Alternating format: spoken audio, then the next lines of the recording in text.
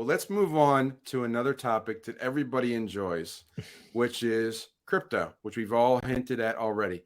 So we've got one, like the first thing that we've already mentioned it earlier. We have a major event coming for Litecoin. I know this is near and dear to you, Patrick. So how about you tell the viewers a little bit?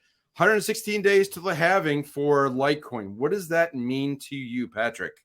Okay, so when we started mining Litecoin, Litecoin was at 50. It was 50 Litecoin being dispensed per block. Went down to 25 Litecoin being dispensed per block reward, and that was in 2015. Was 12 and a half. So you guys were looking at another supply crunch here, where 2015 hit, then there's a 2019 halving. So here you are in 2023, and our rewards are just cutting in half, just like we expected again. So I'm not sure what else to say except for good job, Litecoin. Charlie Lee, props to you for running a really great project and honestly just giving it up to the community, selling everything to give it back to the community. It's the closest thing we have to Bitcoin, in my opinion. And I'm looking for some really huge gains coming with Litecoin. Right now, this is not financial advice, but this is my personal advice, in my opinion. I believe Litecoin has a huge upside. I think that right now we're about 4 times away from its all-time high. Bitcoin's sitting about 2.5 times away from its all-time high. So for me, I'm sitting here thinking, I think Litecoin is a very strong play, and I'm looking for this reduction of supply in the tokenomics going forward again for the next 4 years to only be preceded by a rise in price, because as soon as it cuts in half, the miners are now going to lose half of their income. Okay, so for that to work out, again, similar to Bitcoin, you haven't seen the capitulation in the hash rate. And so I'm seeing right now that Litecoin is running strong. They're looking hard, they're bracing hard, they're finding new ways to get financing. I don't think the Bitcoin miners or the Litecoin miners are going to see the hash rate reduction that we've seen historically. But right now, I do see that the price is going to go up historically. Yeah, and I think we're going to talk about Bitcoin in a moment, but Litecoin, I mean, it's my other name is Litecoin Leader. It was the first coin that I ever purchased. It's the only network that's never gone down. It's stronger than Bitcoin because it was shortly after that. It's over 10 years old. It's got a long track record of just going strong, and it kind of flies under the radar. But almost everywhere that takes Bitcoin takes Litecoin everywhere. So, Dylan, what's your thoughts on Litecoin? I like what you guys have said about it. I think the thing Litecoin has going for it is its track record. It's predictable. It's got a lot of similarities to Bitcoin. I think that's the big, problem with it is it has to compete against Bitcoin. And so it doesn't get the spotlight or the investment dollars or the media attention that something like Bitcoin gets, which of course impacts overall liquidity. And, I think it's a tough game to compete against it, but I think you guys are spot on with a lot of things that you're saying, something to pay attention to. And I do like how it is a project that is consistent over time. Yeah, and it does have that extra one feature that a lot of people will kind of overlook, which is they call it Mimblewimble. Mm-hmm. But thank you, Harry Potter, for that lovely name. But it's the privacy version, which Bitcoin does not have. So that's what they're going for. But let's talk about Bitcoin a little bit. And we've got plenty of metrics like we normally cover on Bitcoin. Let's share that here. So we got the Dylan, we're going to let you lead this one off because I know you think you wanted to talk about this. So Bitcoin, hey, let's not undersell this. Let's have a happy moment here. Bitcoin is over $30,000, which might be a comment about the dollar, but hey, Bitcoin's up. Okay, Yep. Bitcoin's definitely heading in the right direction. So Dylan, is there anything you wanted to point out on this or the other metrics page that we often talk about the mining? I mean, a couple things here. Obviously over $30,000. That's a critical barrier. That was kind of where it was at before it had the big drops down over the summer. It's kind of a psychological barrier, and it was also one of the last barriers that the bears kind of were saying if it doesn't break that, it's likely to go back down. So of course not financial advice, but once it's hit this level, I think a lot of people think that it has a little more room to run in the short term. And I think the other thing to pay attention to is the Bitcoin dominance, something that is symbolic because it depends on how they calculate, because there's a lot of things being compared to Bitcoin that shouldn't even exist because their market caps are really inflated. But generally what we're seeing is the Bitcoin dominance go up. It's been trending up over time. So while Bitcoin's gaining, gaining capital, we're seeing many projects, other projects that are compared against that, losing capital or losing price ground to Bitcoin. A guy, Benjamin Cowan, into the cryptoverse, has been highlighting this a lot for a little more technical view on that. And so I think that's something that's been playing out. So it's important to pay attention to. And generally what people say, or they have said in the past, kind of the way capital flows into this space, it's kind of like it goes into Bitcoin first, then you see it go into something kind of like Ethereum. And then once that has happened and they kind of have went up, they've stabilized, they've kind of established themselves in a bull pattern, it kind of trickles down to the other projects and networks that are associated with that. So if you're seeing a lot of capital flow into Bitcoin, it's possible that you might see more capital start flowing in to other projects in the space if that's what you're looking for. Well, I'm definitely going to throw it over to Patrick as the former Bitcoin miner, but I gotta mention on this page, and we can talk about this page or the other page, Patrick. But this logo right here is probably one of the worst Bitcoin logos I've ever seen. I don't know what they're thinking here. That's not even the Bitcoin logo. No, I don't know what that is. And the Bitcoin, by the way, Bitcoin logo is public domain. You can use it. So whoever's running Blockchain, the Bitcoin logo. clean this up. That's how it's supposed to look like. That's horrible. That's like a McDonald's version after 10 years of it eating McDonald's. Like, what is that? That's not a Bitcoin. All right. Patrick, any metrics you want me to share, or you just want to talk about it a No, I little think bit? that it's just really, Dylan hit on the point that I'm looking at. The two big things that I see that stick out to me in this chart are, one, the dominance. Usually, historically, Bitcoin in the last 4 or 5 years, you'll see the dominance hit right about this level, but this is kind of where it caps out at. So what happens is you'll start to see these other tokens like Ethereum start to rise, like Dylan said, and it doesn't mean that money's leaving Bitcoin. It just means more money is entering in other places other than Bitcoin. So once people stack up on their Bitcoin, then they'll get a little bit of Litecoin and maybe some Cardano and maybe, but it's always Bitcoin first. And that's what's happening. I don't think that the dollars are leaving Bitcoin. Let me take that back. There are some people who do trade that way, and that is part of their strategy. But in general, most people are going to look at it, especially as new investors, and say, what do I want to buy right now? Bitcoin for sure. What else? Litecoin, maybe some Matic, maybe some Cardano, the things that are less expensive. And you start to see the Bitcoin dominance right about this level before you start to see the altcoin run like Dylan's talking about. So that's the one piece. The other piece that I wanted to bring up was the difficulty. There's a difficulty adjustment coming up here this week, next week. And as the difficulty adjustment comes, we're expecting the difficulty to go down, which means it will be more profitable for miners. So these are beautiful things I like to see for the mining community. Interesting take there. But we've got a few other crypto stories that we definitely need to get to. There's a video that we're going to play next, which is from our friend George. Patrick, you got that one ready? Yep. All right.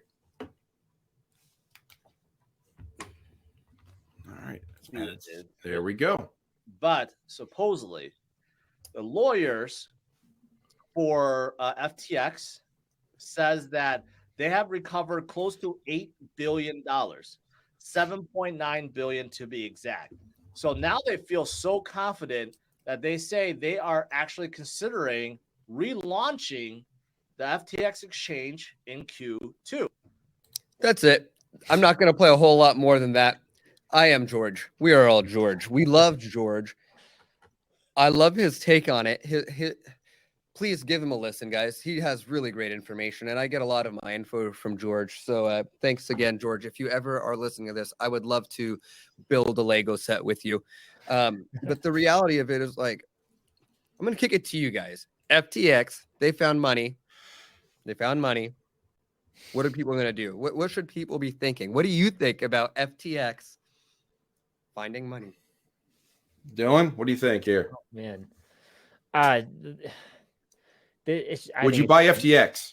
I think no. And A that's lot of people bought FTX. A Here- lot of their token went up 98% on the news. You know, A lot of Easy people bought to do when FTX. it's that low. there's other things, you know, I would consider, I put in the category of things that are basically setting my money on fire and, you know, could provide some entertainment. Hey, or maybe I am better off afterwards, but like, I'm not too concerned about it. That'd be the category I'd put it in. So at this point in time, just because of everything that has happened with it, everything that's come out about it. It's like you're playing with fire there. You're probably going to lose everything if you try to invest in that. And like, can you really take it seriously when there's all these other projects out there? Like I don't know how anyone will really take it seriously. There's other products that do it better than FTX. So why would you even give any more time and attention to it other than just like hoping and praying for a massive speculative return? Well, I agree with you, and I think that I'm actually going to like promote this a little bit of like, I rarely do this, but we have a Patreon site there where Patrick and I and Dylan sometimes joins us too. We talk about things twice a month.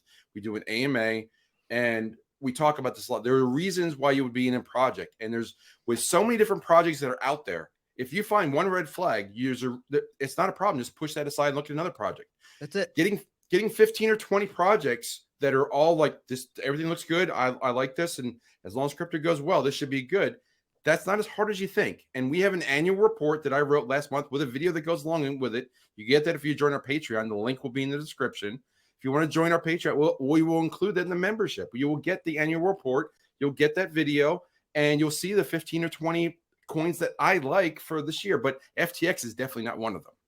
Yeah, the way I think about this is I think about my friends in the community who had money in FTX that are looking at this as like really great news, because if they found some of their damn money, they want it back. And you know what they're going to do? They're going to take it out, and they're going to take Sam Bankman-Fried and put that in the bucket that you're not allowed to talk about with Will Smith's moms, and Bad Boys. And then you're going to take that and you're going to put that bucket in the same bucket with all the other junk that we don't like.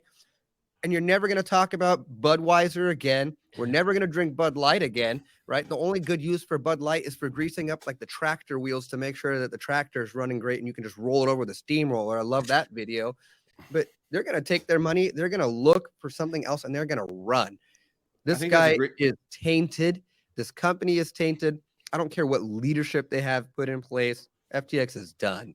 I think that's a great analogy you have with Anheuser-Busch and Bud Light. There's with so many beers out there, if you have an issue with Bud Light, find another beer. There's plenty of them out there. If you have an issue with FTX, find another exchange, find another product. The funny thing is, there's a lot of people who would really disagree with you on that comment on Bud Light. They would be like sworn like Bud Light fans for life. But today, not today.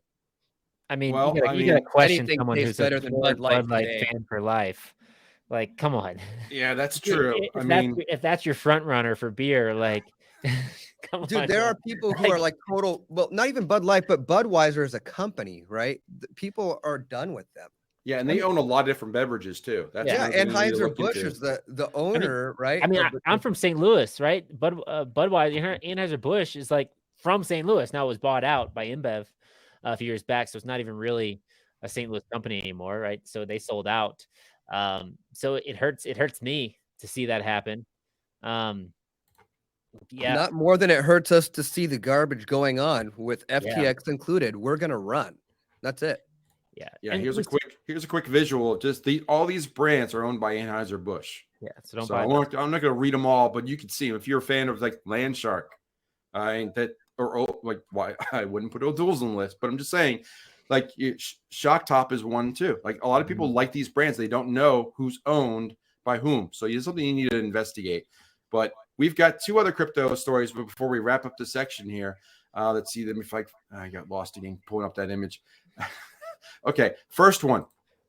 Bittrex. Speaking of exchanges, Bittrex, right? They've been warning members for a while. This exchange has been around for a long time. Some people used it. Some people but they're closing U.S. operations. They're focusing on these hotbeds of growth in Bermuda and Liechtenstein. That's definitely sarcastic there. Just favorable rules there. So they're shutting in U.S. operations. And then you get the other story, like the other direction. Fold, which is I actually have a Fold card, and I use the Fold app. I spin the wheel once a day and get some sats for it for free. But they're working with Visa to get more and more people prepaid cards that you get Bitcoin rewards for Fold. So you have this dichotomy of some companies are looking like let's grow, some companies like let's get out of the U.S. Are they opposing thoughts, or are they common ground for crypto at this point? Dylan? Hey, a couple of ways I wanted to talk about that. one, it makes sense. Like if regulations are becoming more strict in the United States, and they're going to, that you would try to move operations elsewhere so you don't get that clamp down. So you're not restricted should things come down that impact your operation. So I understand that with Bittrex, I understand the potential strategic move there.